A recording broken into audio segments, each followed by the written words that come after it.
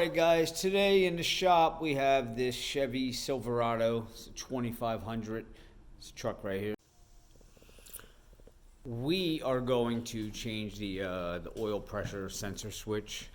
I'll show you the reason why. Let me get in the truck here. You can see our check engine light is on, and if you look over here, we have 0 pressure. The dealer wants probably anywhere from $700 to $900 because they do a flat rate on these things. They look up what the standard labor time is, and that's what they're going to charge you.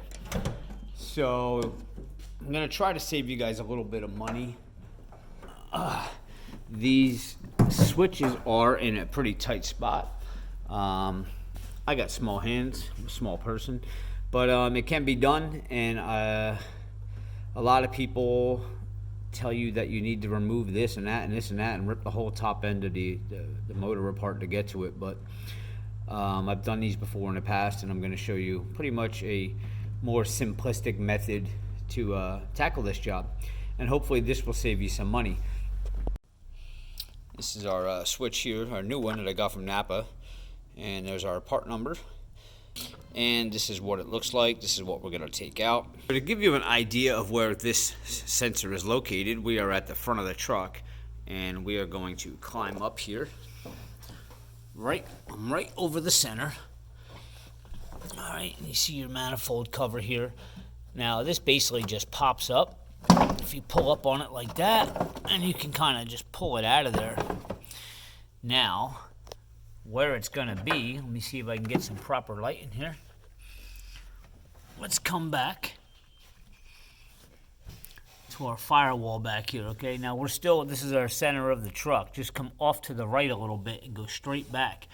You're going to see this plastic cover right here.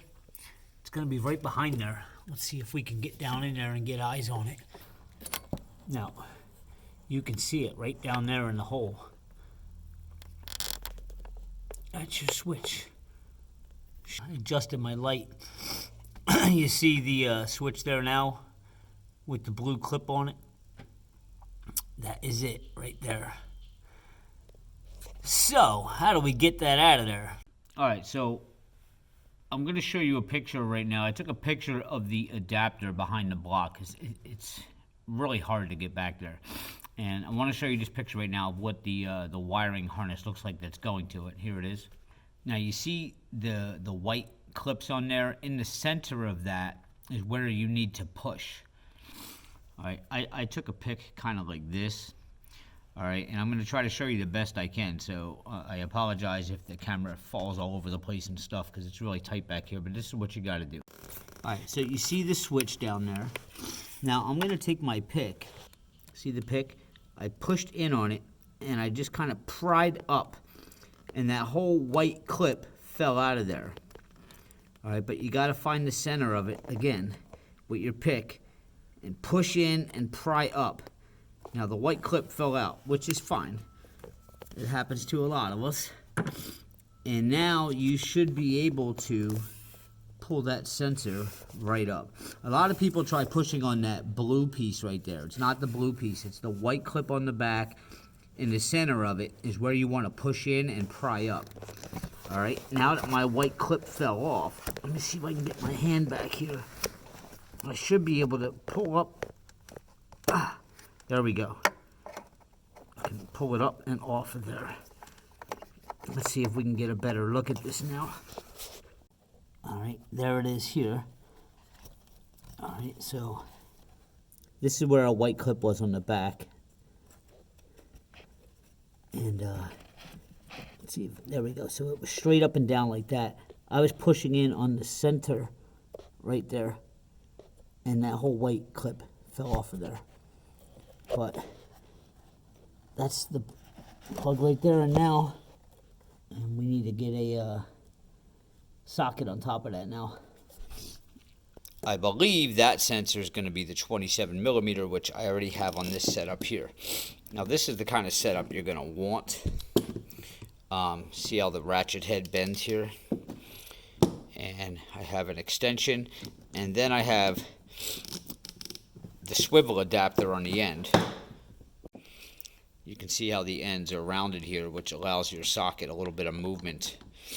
This is a 27 millimeter, so we're going to go ahead and we're going to put the socket on there first rather than stick the whole ratchet drive assembly in there. We're going to take our socket now, and we're actually going to put it, we're going to go behind the plastic piece and go straight down onto our sensor down there, and be very careful you don't drop this socket down behind the engine there. All right, we're going to lower our socket on there. Okay, just kind of wiggle it around, make sure it drops down over it. All right, we're on there now. There's our socket right down there. All right, next, do your extension before you put the drive on. So we're going to put that into the socket. Down behind our plastic here. All right, you can see I got my extension in there now. Now we're going to put our swivel head ratchet drive on there.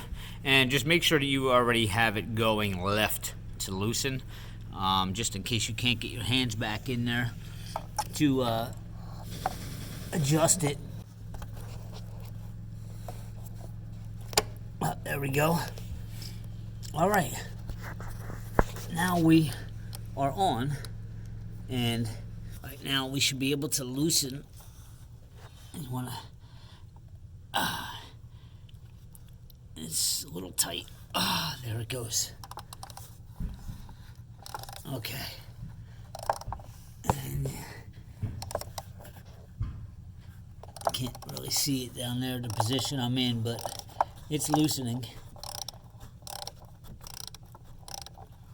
I'm gonna lift up here, and it should come out with it. Let's see.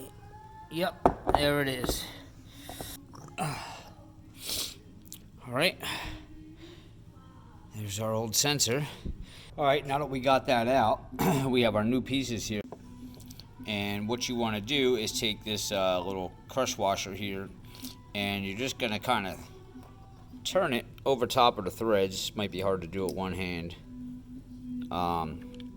Just kind of turn it to the right a little bit. If it's tough to get on, just turn it to the right, like so. There we go. All right, should look like that. Now we're gonna put the new one back in. I am literally sitting on top of the engine. I'm only about 5'6", so I'm able to do that, but for bigger people, you're probably gonna have to lay across it. Yeah. Be very careful you do not drop this in behind the motor, or you just went through all that for nothing, and you are not gonna be happy. So we're gonna lower this down, and it's hard to see here, and we're gonna get it lined up.